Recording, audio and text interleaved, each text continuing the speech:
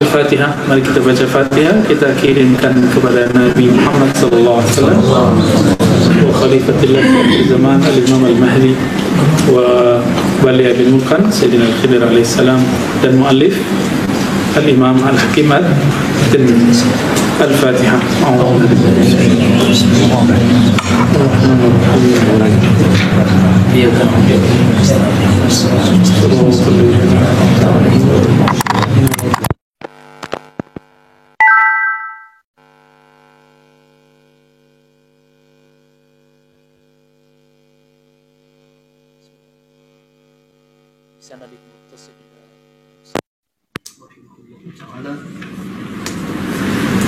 قال الفصل السابع عشر عقد الولاية وعقد النبوة.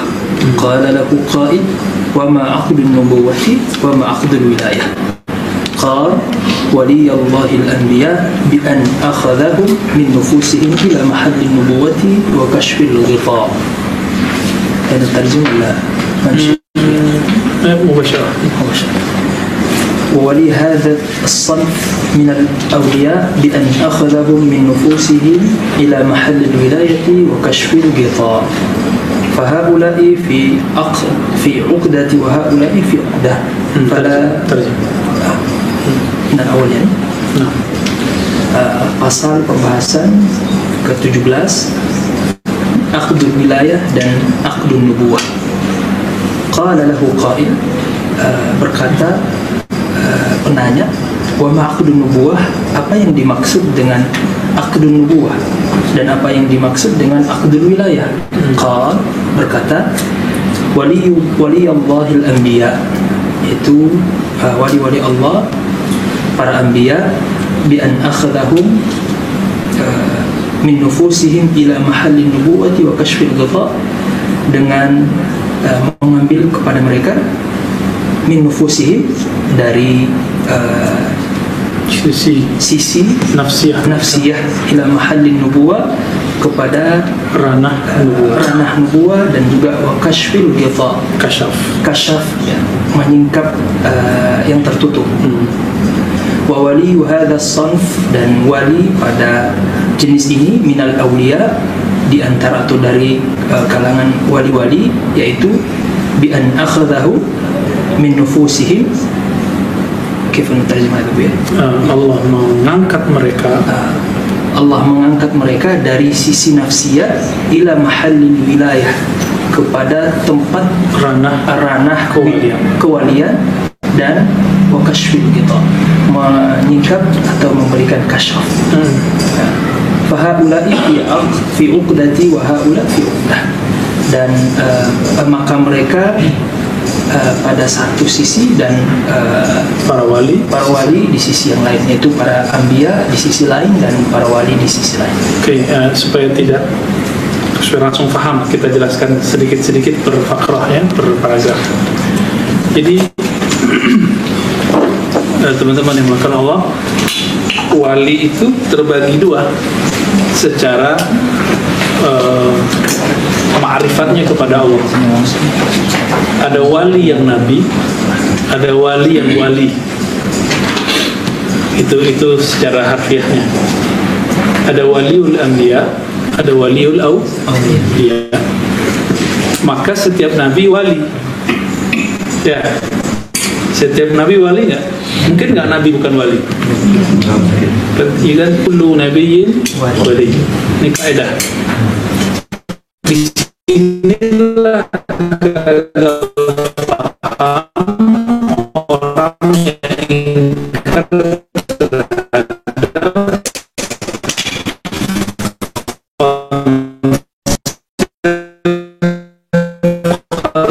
Fatmul Awliya Tirmizi, bahwa wali lebih tinggi, seperjuangan dengan Bukhari, Muslim dan lain-lain. Cuma Bukhari lebih tua dikit aja ya. Cuma tua ya 10 tahunan lah, sekitar itu, nggak nyampe. Karena Imam Bukhari seingat saya lahirnya 194 ya, sedangkan beliau ini diperdebatkan tahun 201, 202, 203 atau berapa, itu diperdebatkan. Berarti kan beda tipis umurnya. Sama Imam Tirmizi, ya mungkin tuan beliau, Imam Tirmizi yang Sunan, ya Abu Daud juga sama. Ini seperjuangan mereka. Maka sanadnya banyak yang mirip dengan sanad Imam Bukhari. Jadi dia gurunya ya guru Bukhari itu. Umurnya panjang, minal Muhammadin atau Muhammirin. Fitnah yang ditujukan kepada Imam Al-Hafiz, fitnahnya bahwa beliau fitnah diulang lagi oleh Ibnu Taimiyah, diarahkan ke Ibnu Arabi.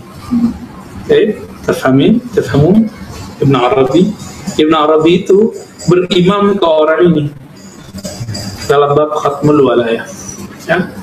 Jadi sebenarnya yang salah paham siapa? Ya, yang sesat siapa sebenarnya? Tapi kita nggak akan bilang Ibnu Taimiyah sesat. Kita cuma mengatakan khata' fi tasawwur. Tasawwur dia keliru karena dia tidak mengambil kitab ini dari seorang guru. Jadi dia baca sendiri. Ya kan? Lalu dikatakan di sini kapan seorang itu jadi nabi, waliul anbiya itu ketika mereka dilepaskan oleh Allah dari sisi nafsiyahnya. Maka nabi-nabi itu sisi nafsiyahnya sudah lewat. Hatta Nabi Musa tersisa sedikit itu dilepaskan dengan pertemuan dengan Nabi Allah ya alaihi wassalatu wassalam. Antum bisa bayangkan jika Nabi Musa berguru ke Nabi Khidir itu siapa sebenarnya? Ya, siapa Nabi Khidir itu? Atau Khadir dalam kitab ya? Khadir sama. Nama asli beliau kan Balia. Ya, kalau dari kalangan Nabi, kalau dari kalangan para malaikat Jibril, di kalangan manusia itu Khidir. Jadi kalau boleh diistilahkan, Khidir itu Jibril minan nas gitu. Kalau boleh diistilahkan ya, insahat ta'bir kalau memang benar diistilahkan. Karena Jibril itu mentornya para nabi dari kalangan malaikat, sebagaimana Sayyidina Balia Khidir mentornya para nabi dari kalangan manusia, illa Sayyidina Muhammad sallallahu alaihi wasallam, kecuali Nabi Muhammad sallallahu alaihi wasallam. Dalam satu hikayat dari jinnya Nabi Abdul Muttalib itu bertemu dengan Sayyidina Al-Khidir. Dihikayatkan bahwa bertemunya di dalam Ka'bah. Bertemu, terus apa kata Nabi Khidir? Tapi Abdul Muttalib tidak begitu mengerti ini siapa nih orang. Sami waladaka Muhammadan, kasih nama dia Muhammad sallallahu alaihi wasallam. Lalu Abdul Muttalib mengatakan, tolong doakan anakku. Apa jawaban Nabi Khidir? Nah, justru saya yang mau butuh doa dia. Kira-kira begitu. Ya, berarti Nabi Khidir terhadap Nabiullah Muhammad SAW beda makamnya. Kalau kepada nabi selain Nabi Muhammad beliau jadi mentornya, tapi kepada Nabi Muhammad beliau jadi khadimnya, khadimun Nabi Sallallahu Alaihi Wasallam. Tapi hikayat ini kan qablan nubuwah, sebelum kenabian. Ilmu hadis tidak mencapai itu. Ilmu hadis kan cuma cakupannya hanya sampai ke Rasulan. Bahkan Nabi kelahir pun itu hadisnya sudah mulai diperdebatkan oleh orang-orang yang mahjubun ya, yang terhijab kalbunya. Maka mereka menolak hadis mengenai Sayyidah Aminah melihat nur, bertemu malaikat dalam mimpinya, ketemu para nabi dalam mimpi. Mereka tolak. Entah apa menolak? Itu kan bukan fase kenabian, ya kan? Untuk apa ditolak? Kalau itu fase kenabian baru ditolak. Nah, jadi hadis-hadis yang berkembang selama ini kebanyakan itu setelah kerasulan ke sini. Sebelum kerasulan dibahas nggak? Nah, itu orang berdebat. Hanya ahli tarekat sufi yang saya lihat, ahli tasawuf yang serius menggali itu, karena mereka penasaran. Tidak mungkin seorang Nabi Muhammad tidak dipersiapkan oleh Allah dari kecilnya. Maka mereka bedah ketemu, ya, ketemu di Sunan Darimi bahwa Nabi SAW dikatakan, kata Sayyidah Aminah, ketika anak aku lahir Muhammad, aku melihat Nuh. Itu masih di jilid 1 tuh di Sunan Darimi. Dalam riwayat lain kan ada juga beliau didatangi oleh Jibril, ya, bulan depan Adam, bulan berikut, sampai kemudian terakhir beliau mau melahirkan. Menurut antum nih, kalau ada orang mimpi ketemu malaikat, ketemu para nabi, itu wali gak sih? Wali gak? Wali. Kira-kira wali gak? Apa musyrik? Kama qala fi radda. Orang tua nabi musyrik. Gimana? Qala Ibn al-Arabi, murid Ghazali, mal'unun man qala bi anna walid al-Mustafa kafir atau musyrik. Ya. Itu kalam siapa? Terlaknat orang yang mengatakan orang tua Nabi masuk neraka atau orang tua Nabi kafir, musyrik. Tapi saya nggak bilang itu ya. Itu kalau saya mengatakan mungkin dia tasawurnya karena dapat hadis sahih Muslim. Hadis sahih Muslim loh. Apa kata Nabi? Inna abi wa abaka finnar. Ya agak geser sini aja. Sesungguhnya ayahku dan ayahmu masuk neraka. Nah, dan kita sudah jelaskan makna al-ab, bahwa ab, ayah di situ nggak mesti artinya bapak biologis, bisa arti paman, bisa arti kakek. Dalilnya mana? Quran. Kisah Sayyidina Yakub berdialog dengan anaknya. Ma ta'buduna min ba'di, apa yang kalian sembah setelahku? Lalu mereka menjawab, na'budu ilahaka wa ilaha abaika Ibrahim wa Ismail wa Ishaq. Ilah. Yang ngomong siapa nih? Anak abna'u Yakub. Anak Yakub siapa? Yakub itu ayahnya siapa? Ada Yusuf, ada Benyamin, tapi itu satu ibu. Sedangkan yang lain yang iri kepada mereka berdua itu beda ibu. Makanya iri, saudara tiri. Ya, saudara tiri itu. Mereka ini kemudian setelah tobat, Nabiullah Yakub lagi sakarat, lalu mengatakan, kalian sembah apa setelah aku wafat? Mereka menjawab, mereka ini anak Yakub, Yakub bin Ishaq bin Ibrahim. Oke, Yakub bin siapa? Bin Ishaq bin Ibrahim. Mereka mengatakan, na'budu ilahaka, kami menyembah ayahmu. Berarti al-ab bisa lebih dari satu toh?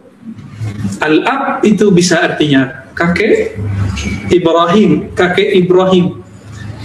Yakub, anggap nih Yusuf yang ngomong, Yusuf bin Yakub bin Ishaq bin Ibrahim. Berarti berapa jaraknya ke atas? Yakub bin Ishaq bin Ibrahim. Udah generasi ketiga di atas, masih disebut ab. Ya, makanya kita harus responsif, kita harus insaf ya. Kita harus sadar bahwa ada loh pendekatan begini, dan ini yang ditempuh oleh Imam Nawawi. Imam Nawawi ini mauqifnya. Kita sekedar mengulang, ini bukan pandangan saya. Ya, saya cuma kita dapat dari talaki dari guru kita yang kemudian pas kita baca benar Nawawi begitu. Begitulah Syekh Hasan itu dulu menjelaskan. Ya, hafizahullah, masih hidup ya Syekh Hasan itu. Antum coba lihat ta'alim beliau yang bisa bahasa Arab. Ya. Sekarang kan beliau buat jamiah di mana, Cipanas ya.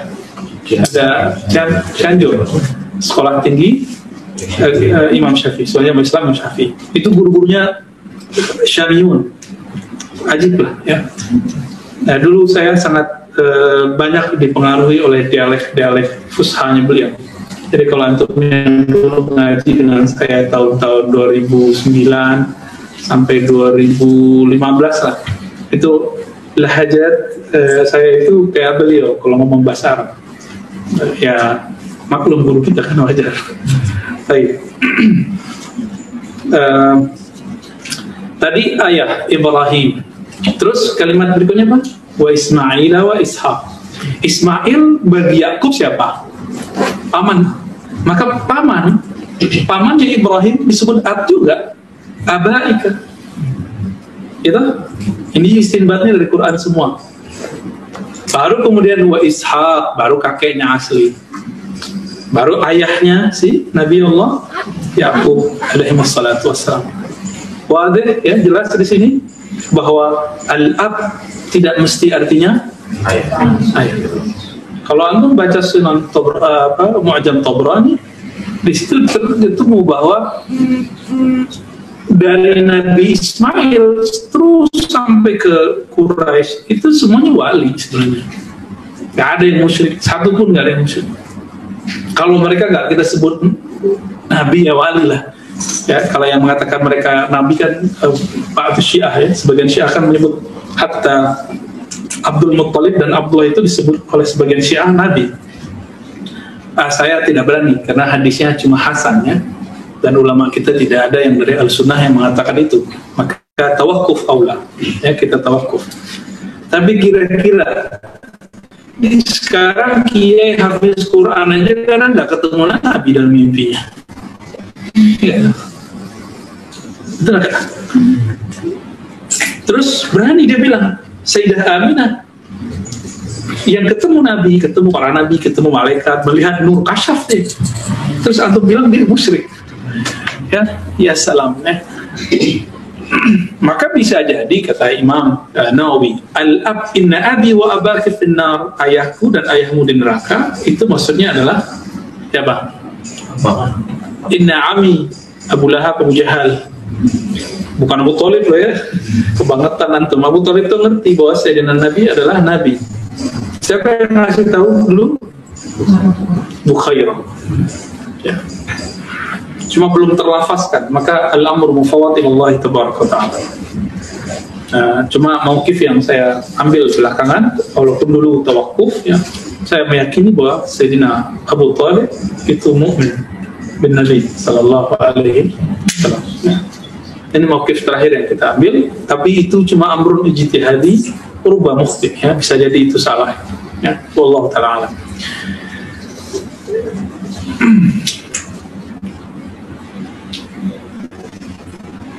Fahaula fi uqdatin wa haula fi uqdatin. Jadi walinya anbiya dengan walinya aulia itu udah beda manzilah, beda akad. Jadi wali itu diakad toh. Iya, diakad. Nabi itu diakad juga. Diangkat kira-kira begitu. Nabi itu diangkat, wali itu diangkat. Mana ada wali nggak diangkat? Diangkat wali itu. Orang wali kelas jadi angkat, ada SK-nya. Wali kota aja diangkat, ngurusin cuma kota kecil.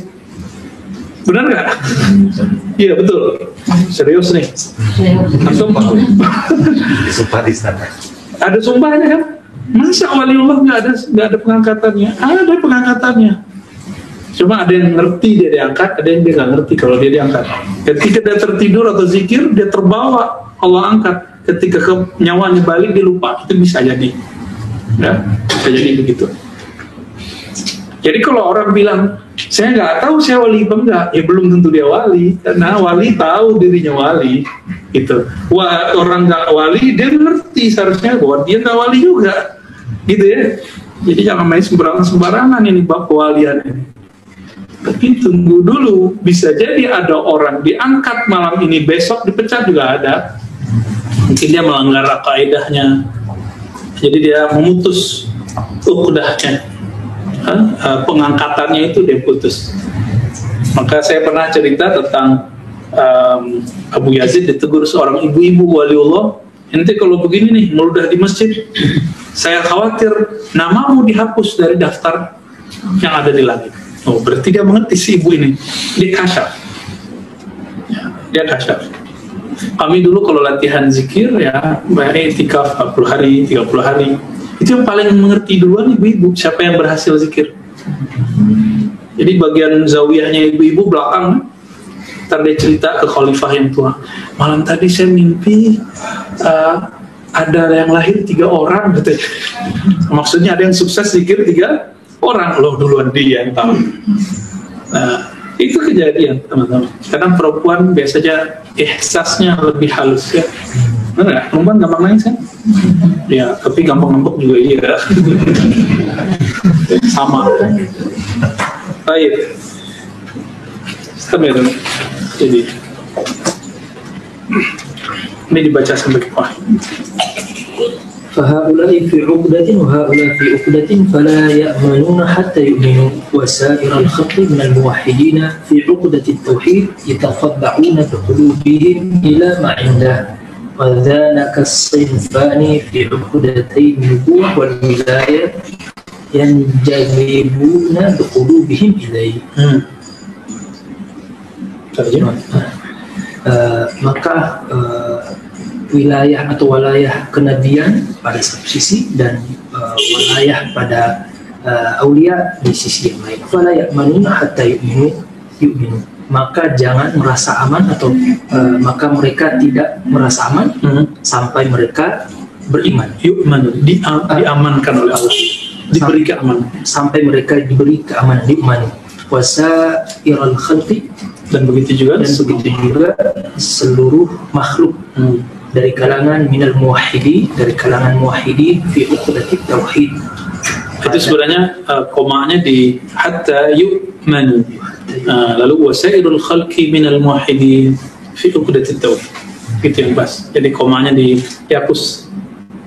Berarti satu ini hatta yu'manu wasairul khalqi minal muwahhidin fi uqdatit tauhid yataqalla'una biqulubihim ila ma indah, dan mereka melihat dengan hati, dengan kalbunya mereka kepada ma indahu, yang di sisinya. Apa yang di sisinya. Wa dzalika as-sinfani, dan itulah dua kelompok dari bagian nubuwah dan wilayah yang jadibuna biqulubihim ilaih. Masih ingat definisi nubuwah? Nubuwah al-ilmu billah. Ingat kan? Ilmu mengenai Allah. Ya, lanjut dulu. Falladina indahu yanaluna mimma ladaihi wa aqada qulubahu hunaka wal 'ammatu minaz zuhadi wal 'ubbad wal muttaqin wal mukhlisin yanaluna mimma alqa ilaihim fi ardihim fahuwa ardiyun huwa di situ. Oke, di sini fahum.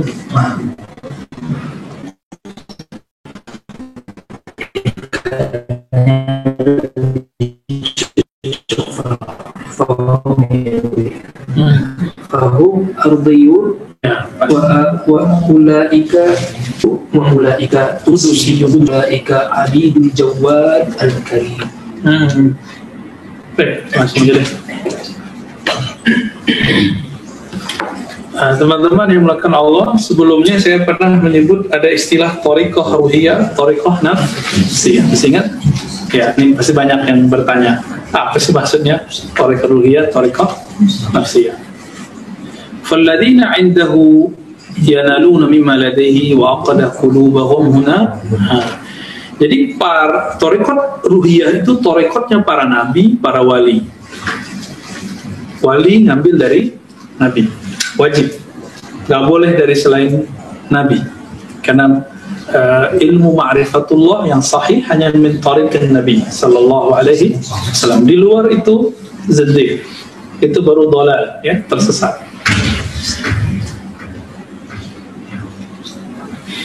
Apa ciri khas mereka? Mereka yatatallu' bi qulubihim. Mereka bermutalaahnya dengan qalbu. Jadi yang kalau memandang sesuatu, memandang dengan qalbunya. Ini wali. Lalu bedanya apa dengan thariqah nafsiyah? Fal 'amma min az-zuhad wal 'ubad al-muttaqin mukhlisin. Jadi ada berapa istilah? Orang awam itu ada 4. Zuhad, orang yang zuhud. Zuhud ini mencoba membuang cinta dunia dari kalbunya. Ini zuhud. Bagus nggak nih? Bagus, ya. Yang kedua, orang ahli ibadah, suka wirid. Yang suka wirid masuk sini kayaknya. Ya, kalau nggak punya ma'rifat, cuma suka wirid, akhirnya capek. Ada kelelahan. Disuruh zikir, ayo zikir 1000, baru 100 sudah lihat, wah baru 100. Ya, itu tanda kalau masih ubat. Ya, muttaqinnya orang yang ciri-cirinya wara'. Jadi ciri khas muttaqin itu wara'. Jadi kalau ada orang tanya apa tanda orang takwa, dia meninggalkan yang boleh, khawatir coba kepada yang tidak boleh. Hati-hati, ketat ini orang. Saya punya teman, dia lupa kurang bayar jeruk di suatu tempat, di suatu pasar. Akhirnya semua penjual jeruk di pasar dikasih duit. itu dia mutakin itu ya, wara. Ada loh orang begitu. Ya, ajib loh ya. Ini sampai ke sana aja udah keren kita. Wal mukhlisin, bukan mukhlasin. Mukhlisin, orang yang ikhlas. Berjuang untuk ikhlas membuang nama selain Allah dari qalbinya. Nah, mereka ini thariqahnya thariqah nafsiyah. Jadi dia yang dihadapi nafsnya, jiwanya sendiri. Oke? Maka disebutlah mereka aradiyun, thariqah bumi. Sedangkan nabi dan wali disebut dengan arsyiyun, orang-orang yang thariqahnya nembus ke langit, tembus ke arsy. Udah jauh. Nah, kalau yang tadi yang bumi ini ada walinya juga loh, wali-wali bumi, sakti-sakti juga, bisa mecah badannya, ya, bisa jadi 4 orang gitu dalam satu waktu. Tapi itu belum tentu benar, bisa jadi tipuan iblis. Ya, nah, orang-orang yang radiyun ini karena dia berhadapan dengan nafsiyahnya, bukan berkiblat kepada Allah, maka beliau menyebutnya dengan aradiyun atau nafsiyun, ya. Sedangkan para wali, para nabi disebut dengan arsyiyun. Mereka ini nafsiyun, sedangkan para wali dan nabi disebut dengan kudusiyun, bukan kudsi, kudusi, ya. Orang-orang yang suci ruhnya. Nah, jangan dibayangkan ini mereka wali ini zahirnya lebih soleh dari yang 4 golongan tadi. Jadi golongan yang 4 itu kelihatan soleh sekali. Dan yang kelihatan wali ini belum tentu secara zahir dia seperti wali. Kenapa? Orang ini memandang dengan kalbunya, sedang ini memandang dengan mazahirnya, pandangan zahirnya. Ya, kita kan masih sibuk dengan kopiah nih, ya kan? Masih sibuk dengan penampilan zahir. Mereka sudah mandangnya kalbu. Maka siapapun yang dia lihat di jalan, dimanapun, yang dia rasakan getaran kalbunya. Ini beda loh dengan akal-akalan, tebak-tebakan, ini beda. Ya. Haula abidun nufus wa ulaika abidul jawad al-karim. Yang pertama, yang kelompok zuhad, ubad, muttaqin, mukhlisin, mereka ini abidun nufus, hamba jiwanya. Sedangkan yang kedua, hamba Allah yang jawad, yang karim. Ini bukan berarti abid menyembah, ya, tapi mereka lelah dengan nafsiyahnya. Nah, ini perlu kita sampaikan satu mulahazah penting tentang thariqah yang sangat saya suka juga, yaitu thariqah Sidi Ahmad Tijani, thariqah sholawat. Sidi Ahmad Tijani, beliau ini berguru ke banyak ulama sebelum beliau menjadi wali al-Muhammadi yang bergelar Khalifatul Awliya, khalifahnya para wali. Kalau Sidi Abdul Qadir gelarnya apa? Sultanul Awliya. Ada Hukamaul Awliya, itu Sidi Abdul Hasan Syadili, ahli hikmahnya para, maka muridnya Mursi, lalu Murisi dan Ibnu Athaillah lanjutannya adalah ahli hikam, ya, bukan hikmah versi ilmu bahasa Indonesia, ya, versi bahasa hikmah ya, ilmu kesaktian, bukan itu. Hukama artinya orang yang tajam kalbunya dan kalam-kalamnya menyentuh.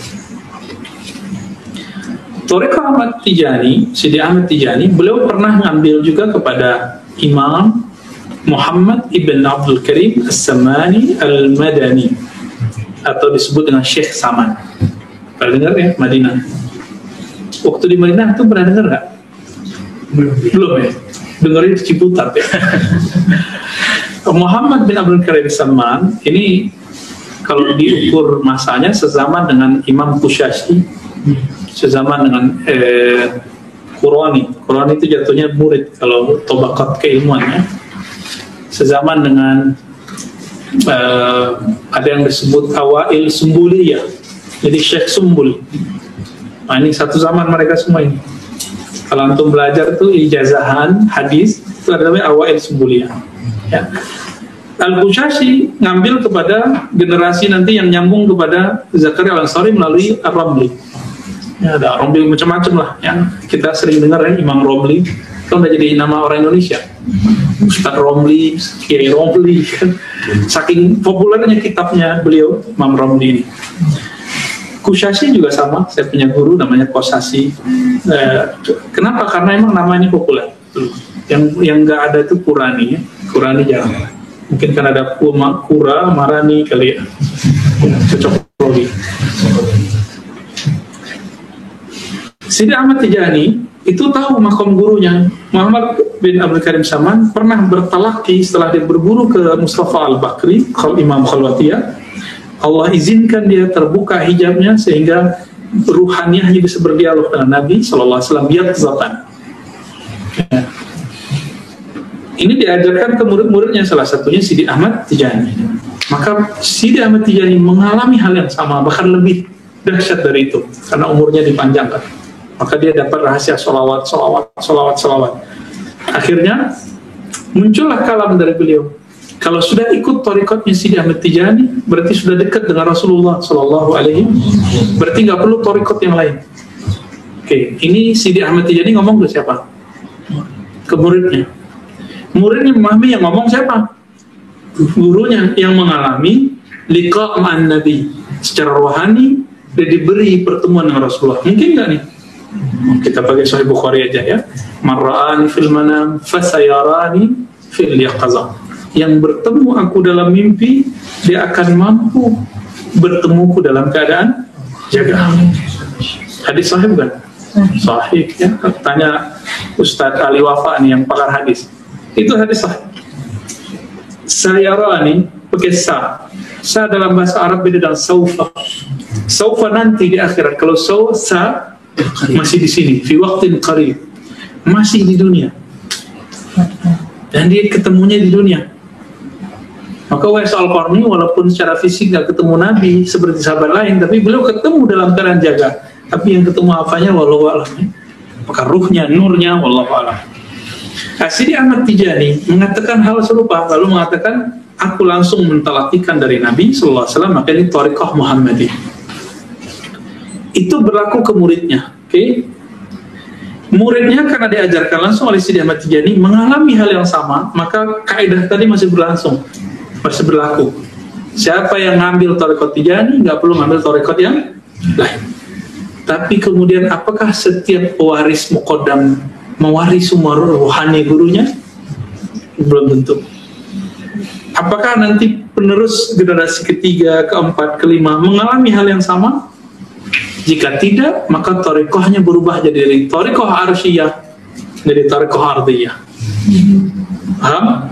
Nah, jadi ini perlu kita luruskan karena teman-teman kita Tijani dikritik banyak orang karena masalah ini.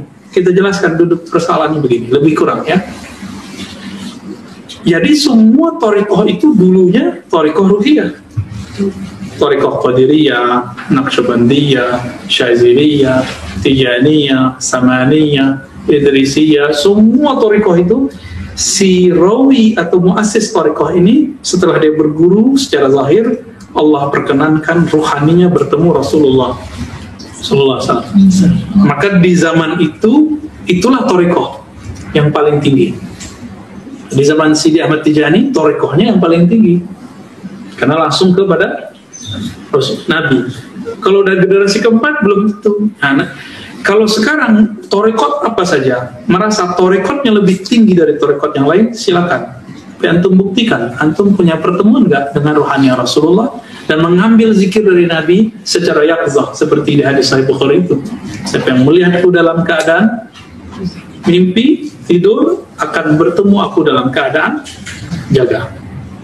Nah, bisa nggak? Emang bisa-bisaan atau anugerah dari Allah Subhanahu wa taala. Itu sebabnya kita tidak usah merasa thariqat kita paling hebat ya.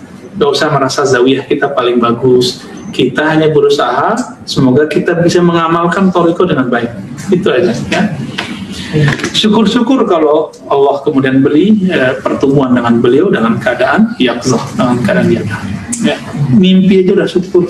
Karena sekarang banyak kiai-kiai udah nyesek dadanya, kapan saya ketemu Nabi?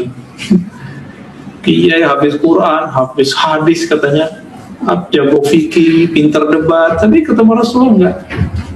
Apa masalahnya? Masalah di kolbunya, ya. Torekohnya masih torekoh ardhiyah, bukan torekoh arsiyah.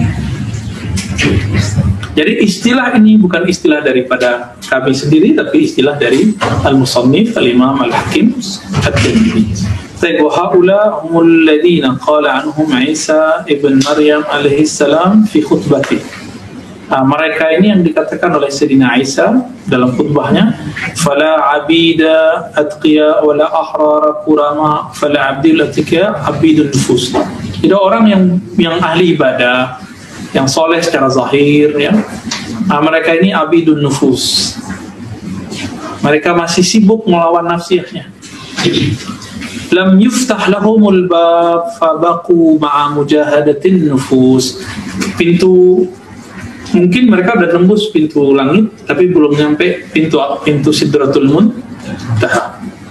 Ya, nah, jadi mereka tidak dibukakan pintu Arash, hanya sampai ke mungkin langit ke-7 paling tinggi. Kalau versi beliau malah cuma sampai bumi, ma bainas samawati wal ardh, antara langit dan bumi.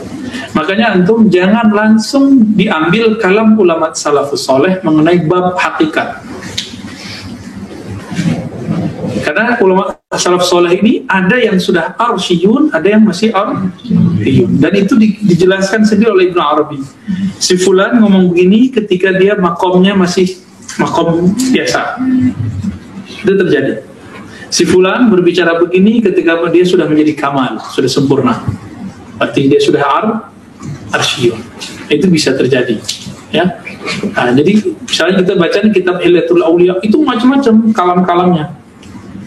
Contohnya misalnya ada Imam Ibrahim An-Nakhai, apa kata beliau? Sungguh aneh, ya? Sungguh aneh, al-alim yadhaq. Sungguh aneh kok ada orang alim bisa ketawa. Jadi Ibrahim An-Nakhai ini makomnya makom apa? Khauf. Jadi dia gak bisa ketawa, senyumnya susah.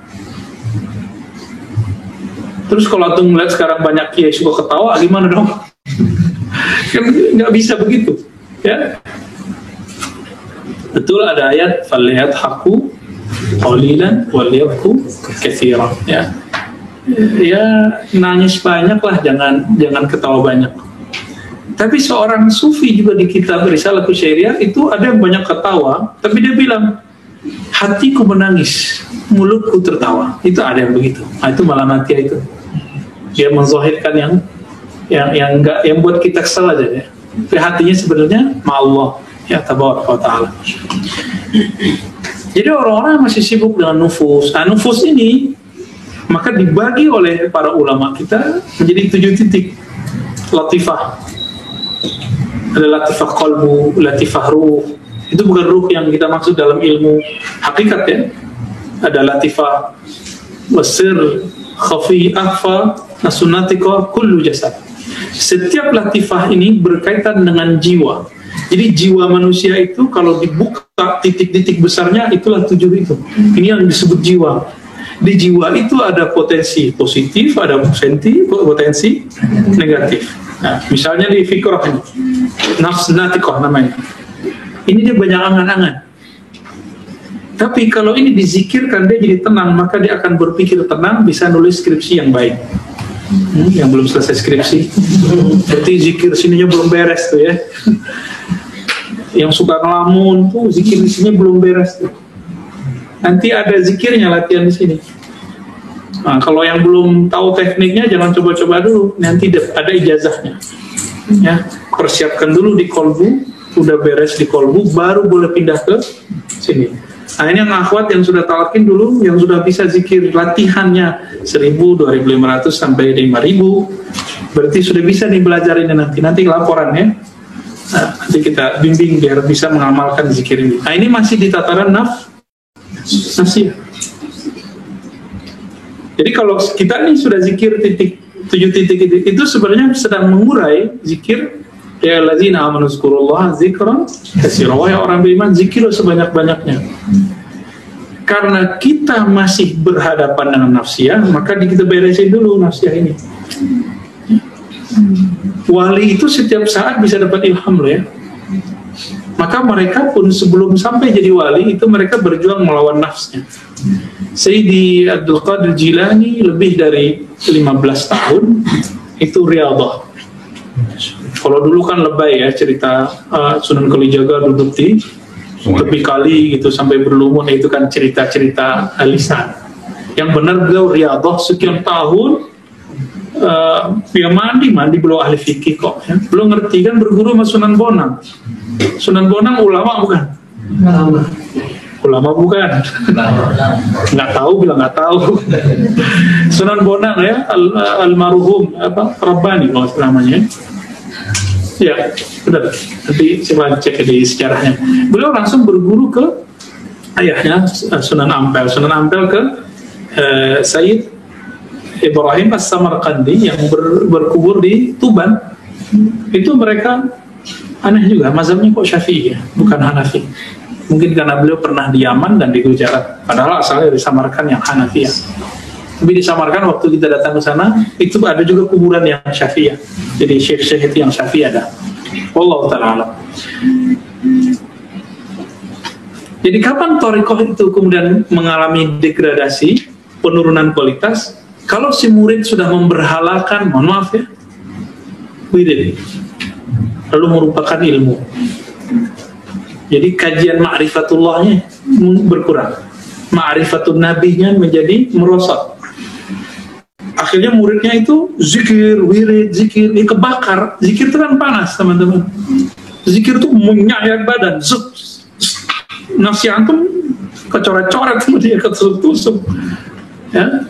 Yang ngomong bukan saya juga, yang ngomong Imam Abu Ali Ad-Daqqaq dalam Risalah Kusyairiyah dikatakan zikrullah silahul muridin. Zikir itu senjatanya murid melawan musuhnya. Musuhnya di sini dia hancurlah badannya. Maka kalau tidak dibarengi dengan makrifat ilmu yang mumpuni, banyaklah orang belajar thariqat gosong-gosong otaknya. Kalau otak gosong di mana? Waras nggak? Nah, ini penjelasan ilmiahnya lebih kurang dan ruhaniyahnya. Kenapa ada orang belajar thariqat jadi nggak beres? Karena nggak berilmu. Padahal thariqat ini dengan ilmu dia satu paket. Agak maju aja ke sini kali. Ini di sini biar enak. Ya, maju aja.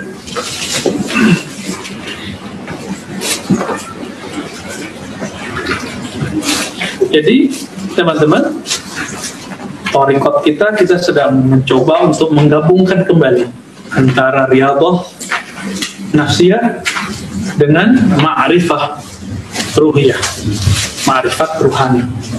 Ini kita sedang mencoba menggabungkan. Ya tertatih-tatih kita coba. Ya, kita buka kitab, ada yang bisa baca, nggak apa-apa. Ada yang nggak bisa baca juga nggak apa-apa. Yang penting antum hadir ya. Ya, kan nanti ketika dibahasakan Indonesia kan sama aja. Ya. Dan ini saya bahagia juga, kenapa? Di tengah krisis di Timur Tengah, krisis kitab juga, krisis politik juga, alhamdulillah kita di sini dengan tenang ngaji kitab ini. Ya. Maka antum jangan berpikir mau berontak ke negara ini. Ya, kita doakan negara ini walaupun kita nggak senang sama pejabatnya, nggak senang sama ini, nggak senang kritik namanya. Tapi secara rohani kita tetap doain. Ini akidah Ahlus Sunnah wal Jamaah. Jadi siapa saja orang yang ngaku Ahlus Sunnah ingin berontak, dia keluar dari akidah Ahlus Sunnah. Tapi mengkritik boleh nggak? Menghina boleh nggak? Beda nggak menghina mengkritik? Nah, hanya orang jahil yang mainnya. Kenapa? Sibabul muslim fis, menghina, menghujat sama muslim walaupun beda politik itu fasik. Maka Sayyidina Ali tidak pernah menghujat Muawiyah karena dia tahu Muawiyah muslim. Gak pernah dia menghujat. Tapi Muawiyah sering mengkritik Sayyidina Ali. Ali ini Ali gitu ya. Makanya orang-orang Syiah pada nggak senang sama Muawiyah ya. Baik.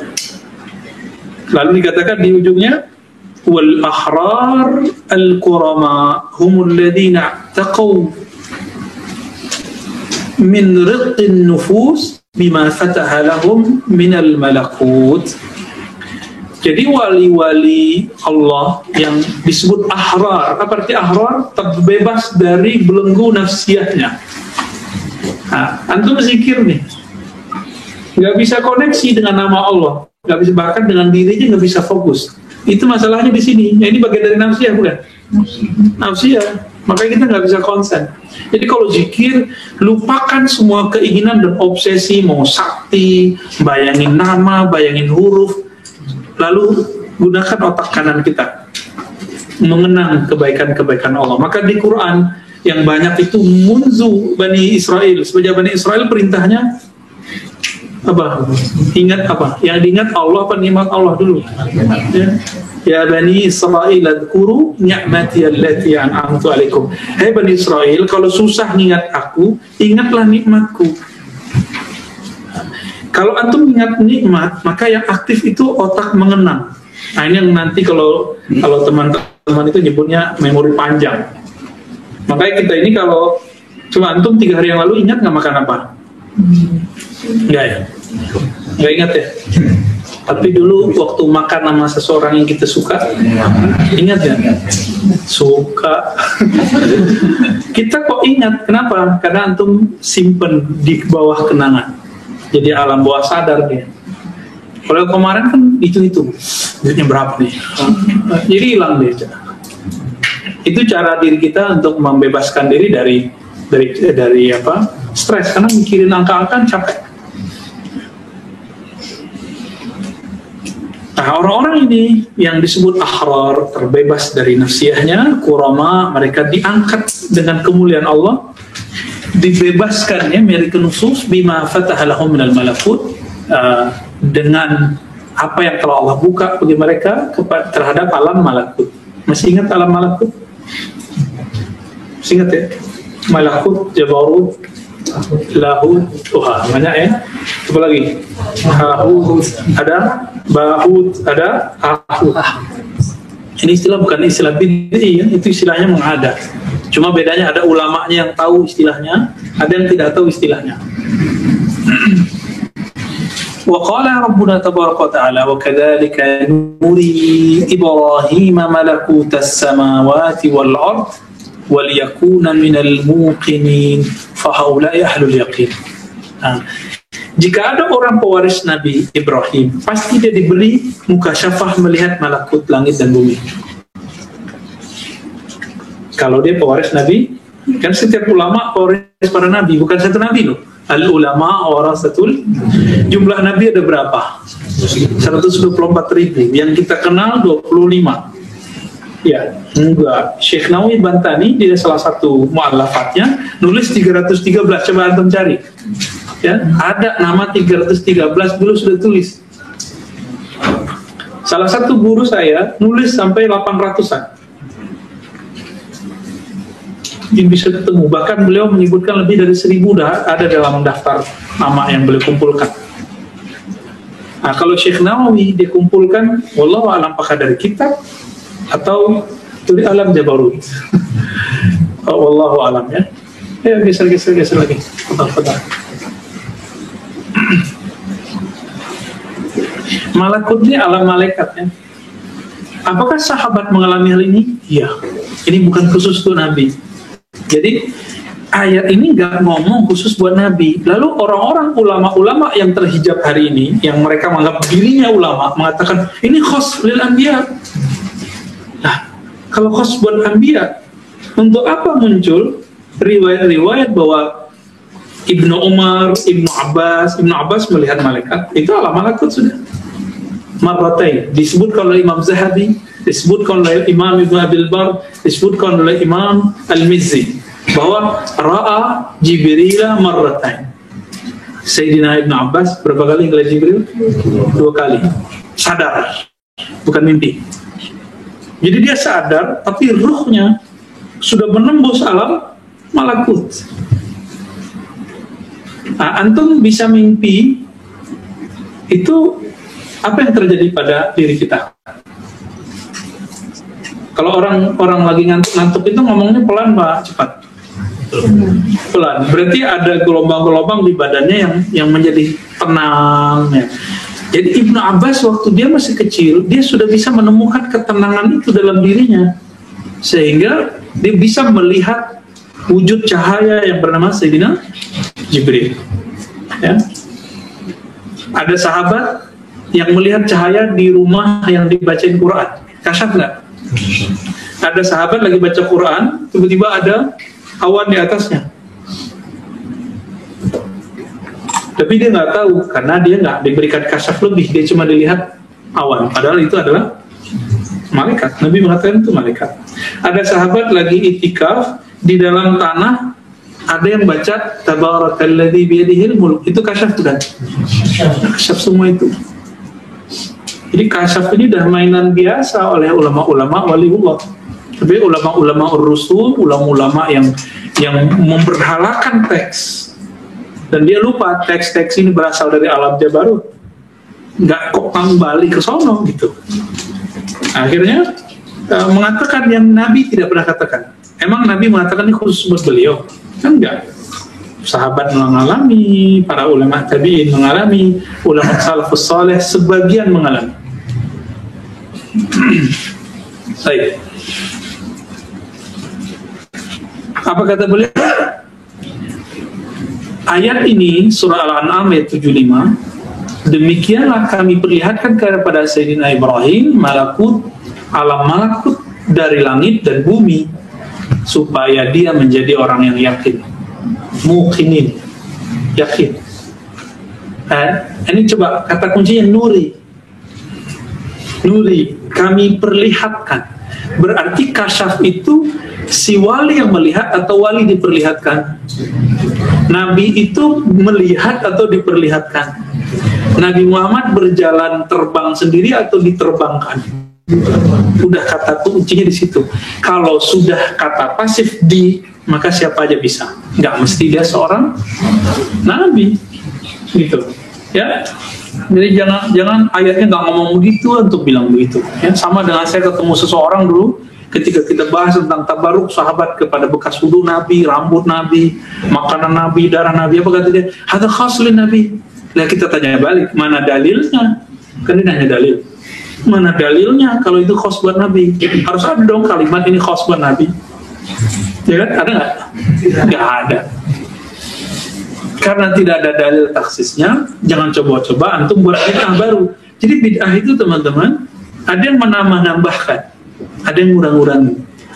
Nah, bid'ahnya sebagian sufi yang tidak alim itu nambah-nambahin. Tapi kalau sufi yang alim dia nggak mau nambah-nambahin. Bid'ahnya salafi suka ngurang-ngurangin. Benar nggak? Ustaz. Benar ya? Antum yasinan, kata dia gua ada tuh di zaman Rasulullah. Nabi nggak baca yasin katanya. Bukan, Nabi nggak pernah ngumpul-ngumpul baca yasin. Lah kalau Nabi nggak pernah ngumpul, sahabat pernah ngumpul nggak baca ayat sama-sama? Pernah. Itu boleh-boleh aja. Orang kalau beres baca Al-Azkar Nawawi nggak akan nyinyir ketika melihat yasinan.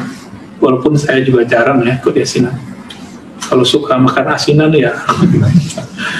Baik, qala ya. Min tariqin ma ya. akhbartuka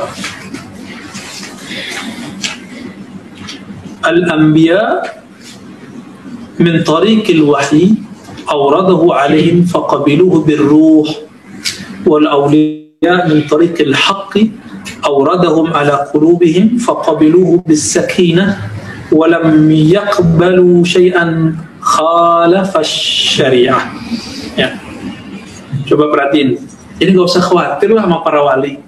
Jangan sok-sok bisa menjaga syariat. Mereka lebih mengerti mana yang syaitan, mana yang malaikat, mana yang dari Allah, mana yang dari iblis. Ya. Coba lihat kalimatnya. Nabi itu menemukan kebenaran itu dari min tariqil wahyi, dari jalur wahyu. Allah berikan kepada mereka, lalu mereka menerimanya dengan ruh. Ini kalam beliau ya, dengan ruh. Sedangkan wali min tariqil haq, hak di situ artinya ilham ya. Lalu Allah berikan kepada mereka, mereka menerimanya dengan kolbu. Nah, di kolbu tempat apa? Asma Allah, berarti mereka tenang. Maka wali ini bedanya dia zikrullah di kolbunya ketika mendapatkan ilham. Ini teknik kalau maka orang-orang yang banyak angan-angan kalau dia berkoneksi pasti halu ya, banyakkan halu. Jadi baru nih ya muskilah ya mama ini juga bid'ahnya baik. Itu yang ngomong tempat Medina nih, bid'ah hasanah. Saya bidangnya bid'ah sakinah aja deh. Walam yaqbalu syai'an. Nah, mereka para wali tidak akan pernah menerima sesuatu yang bertentangan dengan syariat. Tuh. Itu kalau wali. Nggak akan pernah. Jadi nggak usah khawatir lah, nggak usah nyinyir sama sufi, nggak usah nyinyir sama wali. Wali itu nggak akan pernah menerima sesuatu yang beda sama syariat. Nggak akan pernah. Karena standar kebenaran ma'rifat yang mereka terima selalu ini menurut syariat gimana? Beda loh menurut fikih. Menurut syariat bukan fikih. Apa beda syariat dan fikih? Syariat hukum Allah kudus, suci. Kalau fikih ijtihad ulama tidak suci. Jadi kalau yang antum maksud fikih mungkin ilhamnya wali bertentangan dengan fikihnya antum. Tapi kalau dengan syariah nggak akan bertentangan. Ya. Ini versi beliau. Jadi bagi beliau Nabi menerimanya dengan ruh. Lakinni aqul, wali juga menerima dengan ruh. Ya, boleh toh kita mentajdid beberapa bahwa wali juga menerima dengan ruh. Wali yang mana? Al-Ghaus. Satu aja. Hanya wali Ghaus. Kalau di akhir zaman dia Imam Mahdi. Kalau di zaman Syekh Abdul Qadir dia Syekh Abdul Qadir. Di zaman Sidi Ahmad Tijani Sidi Ahmad Tijani. Beliau nerimanya dengan ruh. Adapun di bawah mereka ada wali-wali yang disebut kutub 313 itu menerimanya dengan qalbu. Kalau antum dapat ide dari Allah, ilham dari Allah, nggak pakai qalbu nerimanya, pakai fikrah. Masa sih gitu. Nggak jadi kan? Sama padahal turunnya sama, barengan, tapi cara nerimanya beda. Taib. Wa innama qabila al-awliya bisyara ba'da an atahumullah tabaraka wa ta'ala busyara ya. Qabila al-awliya busyara. Para wali dicetakan Darul Kutub gimana? Sama busyara. Ya. Para wali menerima kabar gembira itu setelah Allah membersihkan kolbu mereka. Itu kolbu wali yang kutub dan abdal ya. Kalau Ghaus gimana tadi? Langsung dengan ruhnya. Oke? Maka ilmunya Ghaus sama, unlimited. Ghaus akhir zaman ya. Ilmunya Ghaus akhir zaman unlimited. Karena dia langsung plek mewarisi Nabi SAW secara kamal. Yadan biyadin. Sudah full. Itu maka Sayyidina An-Nabi SAW mengatakan, seandainya nanti ketika Dajjal keluar, aku ada, fa'ana hajijun alaikum. Akulah jadi hujah kalian. Itu saya nggak paham itu maksud hadis ini, sampai mengerti kitab ini, bahwa haji di situ bukan fisik beliau yang di Madinah itu, tapi imam akhir zaman, itulah hajij. Ana di situ, itu di hadis itu. Hadisnya kan sahih, ya. Jadi jangan khawatir teman-teman, kalau Dajjal keluar, Rasulullah ada, tapi pewarisnya. Rasulullah ada, tapi pewarisnya. Ya. Ya, kalau enggak pewaris, antum coba bayangkan, Sayyidina Isa Nabi itu enggak berani jadi imam. Kenapa dia melihat siapa? Yang dilihat bukan sosok fisik Al-Mahdi, tapi dilihat, ini pewaris Rasulullah. Gak berani dia. Maka antum, kalau dulu, biasanya di pesantren nih kan, Kita punya guru kiai kita nggak hadir, lalu ada penggantinya. Kita harus menghormati penggantinya seperti kita menghormati kiai, walaupun kita nggak seneng nih sama dia, harus dihormati. Nah, tapi di pesantren itu nggak kepake. Karena nggak kepake, maka nuzi'atil barakat anil ma'ahid. Itu sebabnya kenapa ma'ahad banyak dihapus keberkahannya. Karena adabnya udah hilang. Saya teringat di kitab Hilatul Aulia, Imam Malik mengatakannya, li fata min bani Quraisy. Jadi ada pemuda Bani Quraisy. Saya nggak tahu siapa yang masuk Bani Quraisy itu, apakah Imam Syafi'i atau Imam siapa. Masih kecil. Kata beliau, ta'allamul adaba qabla al-'ilm. Belajar adablah kamu sebelum belajar, qabla an tata'allam al-'ilm. Sebelum kamu belajar ilmu. Karena adab itu masuk ke merawat kolbu, merendahkan nafsiyah. Bisa mengelola nafsiyah. Tapi kalau antum dapat ilmu, nafsiyahnya belum oke, apa yang terjadi? Kalau di kolbunya ada kibir, sombong, maka orang tambah sombong dan ilmunya. Itu sebabnya, wallahi ya ayyuhal ikhwah, kenapa banyak fuqaha, banyak orang-orang alim, tapi dia hasad. Dia sombong. Kenapa? Karena dia belum belajar adab sebelum belajar ilmu. Ini muskilahnya. Nah, kita minta ampun kepada Allah jika itu terjadi pada kita, dan kita minta kepada Allah supaya kolbu ini dibersihkan. Amin ya rabbal alamin. Setiap hari kita minta, karena setiap hari ini kolbu itu kotor sama. Kotornya kolbu antum mungkin lebih kotor kolbu saya, ya. Sama, kita sama semua. Baik. Wa ilmu tauhid, Allah memberikan kepada mereka kebeningan kolbu dan ilmu tauhid, wa ma'rifatul ala, dan mengerti perangkat kerohanian. Perangkat kerohanian itu ilmu syariat. Jadi sebelum belajar ilmu apa, antum mau belajar wirid segala macam, ya mesti belajar syariat. Bertahap aja, sembari jalan juga bagus. Bahkan Imam Ibn Abi Bakar Ar-Razi, Hadaiqul Haqaiq, itu mensyaratkan orang tidak boleh berkhalwat. Tahu berkhalwat? Menyepi kalau dia belum belajar ilmu tauhid dan ilmu syariat. Nggak boleh. Nanti halu, ya.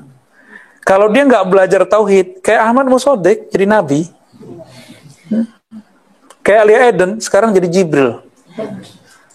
Masa Jibril botak kan? Masuk penjara, nggak bisa menghilang dia. Kasihan itu. Jadi seharusnya dia tambah naik kualitas rohaninya, tapi malah menjadi tambah kacau gitu. Dan dihembus terus tuh di kepalanya, setan hembus. Dia kira itu ketenangan kolbu, padahal itu hembus-hembusan setan itu. Nafahat syaitaniah, bukan nafahat ilahiyah. Syekh Saman nulis nafahat ilahiyah, ada kitabnya. Kita cari, ada manuskripnya di al-mustafa.org. Cari, ada manuskripnya di situ. Cuma baca manuskrip kan agak ribet juga ya. Fattala'a qulubuhum malakan. Nah, lalu kalbunya bisa mengakses malaikat, maksudnya malakut gitu ya. Alam malaikat. Wa qata'alahum min kulli malakin hazzan. Lalu mereka dapat mengambil faedah dari setiap malaikat atau alam malakut itu satu bagian. Wa awsalahum ila najwa wa mujalasatil qudusiyah. Lalu mereka disampaikan ke najwa. Najwa itu tempat bermunajat. Di mana? Sana, ya. Di atas langit ketujuh udah. Wa mujalasatil qudusiyah, dan bermajlis dengan yang majlis suci yaitu bersama Allah. Wa amata nufusahum an jami syahawat. Lalu menonaktifkan jiwa mereka, nafsiyah mereka dari semua gejolak-gejolak syahwat, dunia ataupun akhirat. Nah, orang-orang fuqaha itu mungkin beres di dunia, atau orang-orang sufi tarekat kebanyakan beres di, mereka nggak berharap surga, nggak berharap sakti, tapi masih berharap pahala. Tapi biasanya torekot-torekot yang sudah mulai spesial, itu mereka pun sudah tidak berharap surga. Cuma ada yang salah ngaji, ngeremehin surga sama neraka. Terus bilang, saya nggak harap surga. Nah, itu kurang ajar juga tuh. Sul adab. Allah menyuruh wabashiril ladzina amanu, beri kabar gembira untuk kepada orang yang beriman dan beramal soleh bahwa mereka dapat surga. Ini perintah bukan? Kalau Allah perintah wajib nggak kita gembira kalau dikabarin surga? Wajib. Oleh karena itu, kalau ada taklim, kita ilahi anta maksudi, ya Allah hanya engkau maksudku. Bukan berarti kita ngeremehin surga neraka, enggak. Terus bagaimana dengan kisah al-arifin, al-arifat, Sayyidah Susa? Siapa? Rabiatul Adawiyah. Dia lagi ngajar muridnya. Maka dia berteater, ngelakon. Dia bawa obor, mau bakar surga. Dia bawa air, mau nyiram neraka. Ya. Bagi ahli kasyaf kelihatan sama dia. Itu maksudnya membakar surga yang di hatinya, muridnya. Menyiram neraka yang di... Itu bahasa-bahasa majazi. Jangan dipahami secara hakiki. Ya. Jadi kita mesti harap surga nggak? Harap karena disuruh harap, bukan karena surganya, tapi karena yang punya surga menyuruh kita berharap untuk masuk surga. Beda nggak? Perlu takut neraka nggak? Di ayat sebelumnya, wattaqun naral lati waquduhan nas wal hijar. Karena Allah mengatakan takutlah kamu terhadap api neraka. Karena yang punya neraka bilang ini neraka aku loh, ya kamu harus takut. Yang kita pandang yang punya nerakanya. Inilah beda anak kecil sama orang dewasa. Anak kecil sholat karena melihat ada alat pukul bapaknya, rotan atau sapu lidi. Yang dia lihat apa? Sapu lidinya. Sapu lidi itu neraka, teman-teman. Anak-anak puasa karena dia melihat nanti dibeliin sepeda. Sepeda itu surganya anak-anak. Oke. Maka dia puasa karena ingin dapat. Nah, ini yang mau dihapus oleh Rabiatul Adawiyah. Karena itu tauhidnya anak kecil. Jadi kalau antum ibadah tuh masih karena si surga, si neraka, itu tauhid anak kecil. Cuma bedanya sudah beriman aja. Ini yang disebut atqiyah tadi. Makanya antum kalau zikir tuh ngitung. Kalau 100 kan pahalanya 1000. Subhanallah bihamdihi subhanal azim, ada 1000 hasanat. Itu kan Nabi ngajar sahabat untuk mubtadi. Sahabat nanti kan ada yang naik. Nah, itulah Abu Bakar, Umar, Utsman. Kalau yang diajar Badui ya begitu. Sahabat-sahabat yang umum begitu, tapi sahabat-sahabat yang tinggi itu bahasanya beda. Ya. Nah, ini yang diturunkan di kitab ini kan sahabat-sahabat Nabi ya, yang menurunkan ke muridnya bahasa-bahasa yang luhur itu. Baik. Jadi kita nggak boleh kalau ngaji ilmu ma'rifat, ilmu hakikat, ilmu tasawuf meremehkan kabar surga dan kabar neraka ya.